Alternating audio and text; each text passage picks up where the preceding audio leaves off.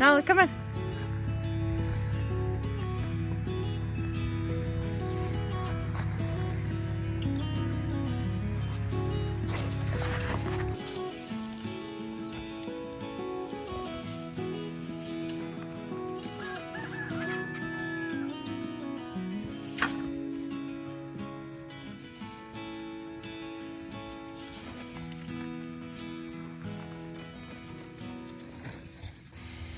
Hey beautiful people, welcome to Wilder Path Farm. Here we're located in northern Canada where we do homesteading, gardening, and everything in between. So if you haven't noticed, I'm going to point it out. I'm in a sweater and I'm not cold. So let's talk about that for a second. It is very mild out and we're here in northern Canada where it shouldn't be. And we have dealt with this so many times this year. And it keeps getting harder and harder as we get later into the winter season. Like the snow is barely covering the ground. This is so weird. I think one of our biggest problems is actually this paddock. And if you look at the ground, it is so uneven. There is, hi sweetheart, there is ice. It's uncomfortable for these horses to walk on. And we need to drag it again. And that's if dragging it will help at all because it's still kind of frozen. So here's the problem. We'll get mud in the next 24 hours, right? Yep. It's not good for animals to walk in. Really bad for chickens' feet. You get dirty eggs that way. The horse's hooves become soft and uncomfortable to walk on. I think the biggest problem is, one is ruining the ground. All the ground that we're walking on is uneven. It's a tripping hazard. What happens is it's been getting mild like today where it's warm enough to kind of wear a sweater out. People who aren't from here probably would still be wearing a jacket. But I'm also working outside so my body's staying a lot warmer. Hi, crazy. And then on top of all of that, once it melts and then it freezes at night, you have ice, and that just causes such a danger to all animals. Horses, birds, goats, dogs, humans. And don't even get me started on how it kind of screws with your brain. I'm doing chores while I talk to you on this video.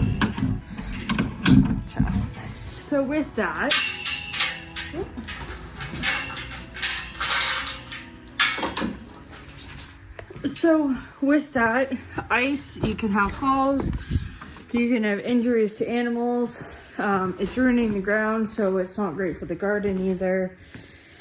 It screws with your brain. That's where I was at. Right. Okay. Have you back in. So, it screws with your brain. You think, oh, winter's done, even though you know it's not. Winter hasn't even started. And you're like, oh, it's springtime. It's not. And it sucks because in a couple days it's gonna refreeze. We're supposed to get a lot of snow, which I would prefer it to pick a side. If you're gonna be mild, stay mild. If you're gonna be cold and snowy, be cold and snowy. Come back this way.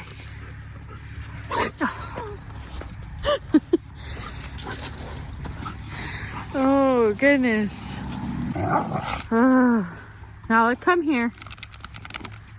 Come here. Good girl. Sit down. Every day you're going somewhere where it has burrs.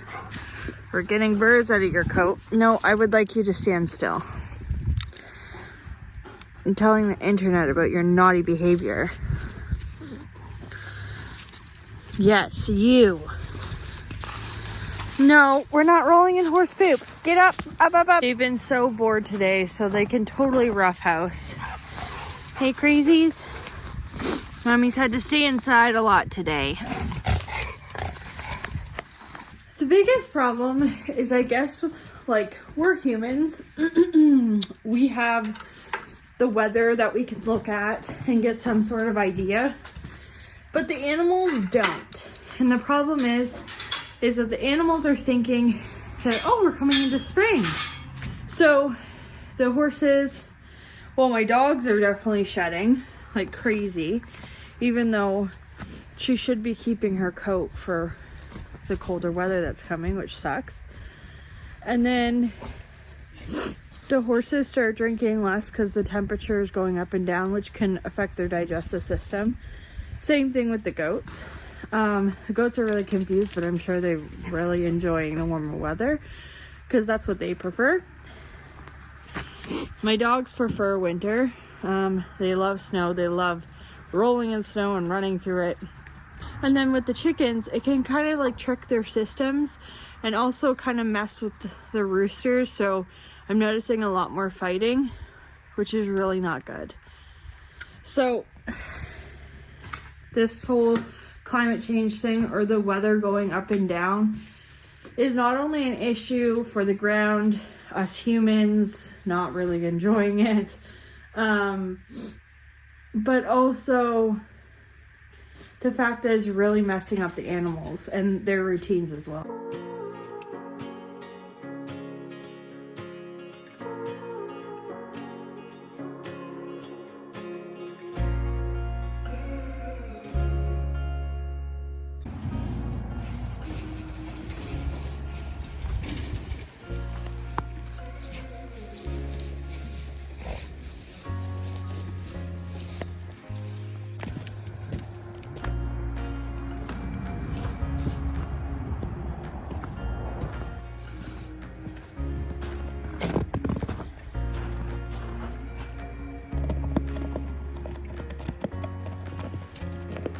Hi, chickens.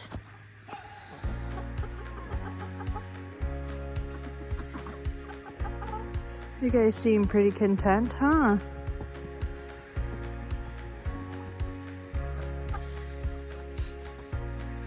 They like the warmer weather, but gotta make sure that this ground stays fairly dry and not muddy.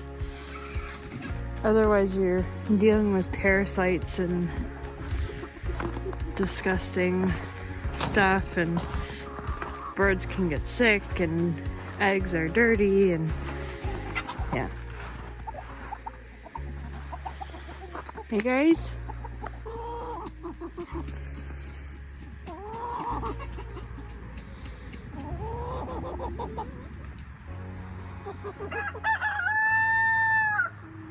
I think that's one thing that a lot of people don't talk about is how good animals start feeling when the weather's good.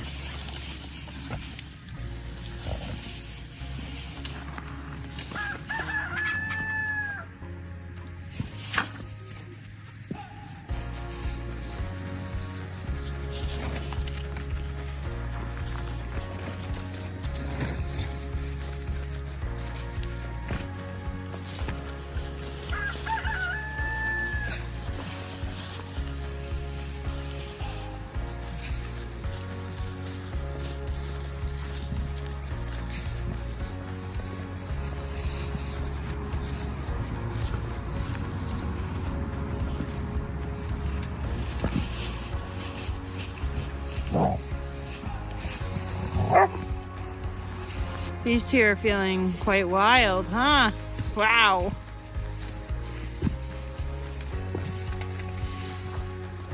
So, this is cute, right? Like, they're having fun. They're playing. And it's in a safe manner. They don't have any ice underneath them. The problem is that these guys are a lot bigger. And if they start being silly on this ground, there can be some injury and consequences. Or even just simply as like, if I'm not watching where I'm walking, I can easily fall. And something that I don't know if a lot of people comprehend, but like if I get sick, if I get injured, that is not good for the farm. Because although we have like plans and stuff in the books for if something were to happen to me, it then complicates everything.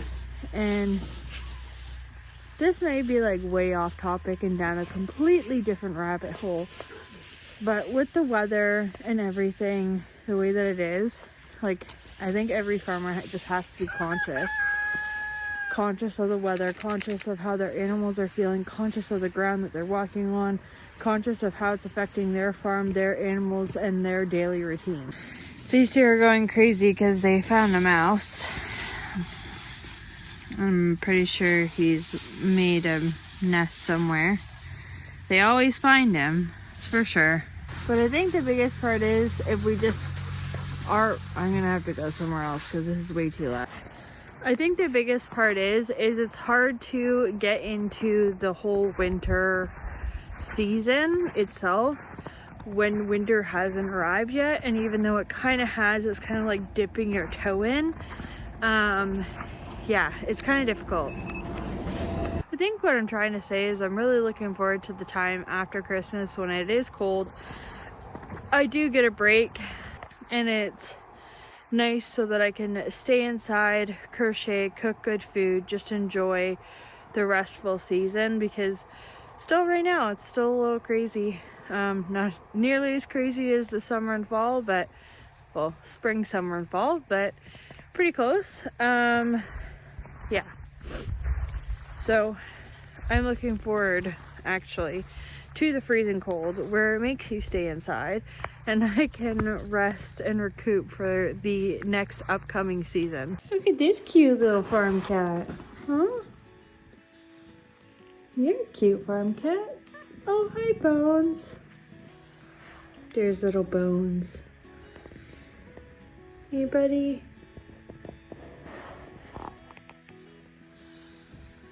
How you doing? Oh, good boy. That's a good boy.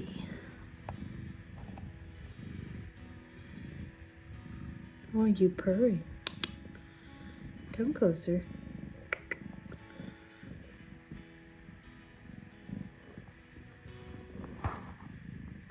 Good boy.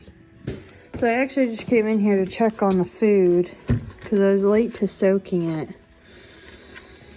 So I'm gonna just stir this really well, make sure that this is all broken up for when I feed it. You might be wondering why it's so important that this is soaked. And biggest thing is it can cause like an impaction in the horse's colon, in their digestive system. It won't get digested the way that we want it to gain weight and be energy that they can use, as well as it's a choking hazard. Today we actually have to go to a friend's house for like a little Christmas party, right? That is something I think I really need to talk about, is like building community. And yeah, like people talk about, oh yeah, build your community so that your farm is successful, but like, why is no one talking about the fact that we actually need community because we live such a solitary life that when we're alone for, you know, weeks on end, our spouses leave or our partners leave, and then they come back after their jobs and, you know, they're pretty much the only people we see for periods of time. Like, we need to talk about having good solid friendships in order to keep our sanity.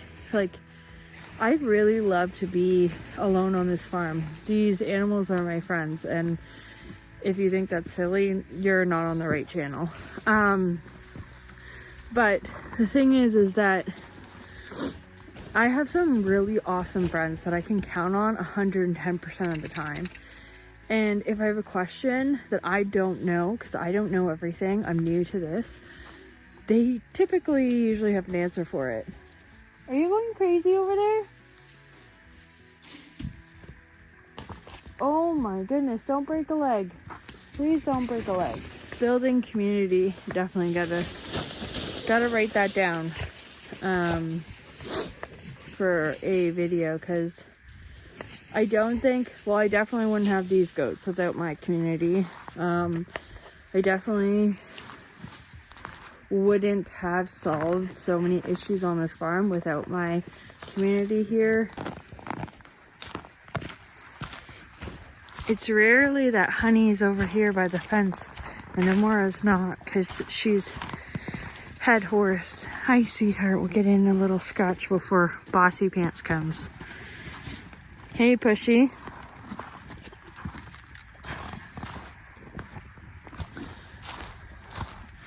You enjoying the weather, Luna? Oh, I introduced my other dog, Nala, who's on the other side of that fence there, in my last video. But Luna was my first dog. So this is Luna. Luna is like a lab shepherd something cross. She's going to be 6 in February. And she's a really good girl. I've had her for all of her life. And she's helped me train Nala, which has been great.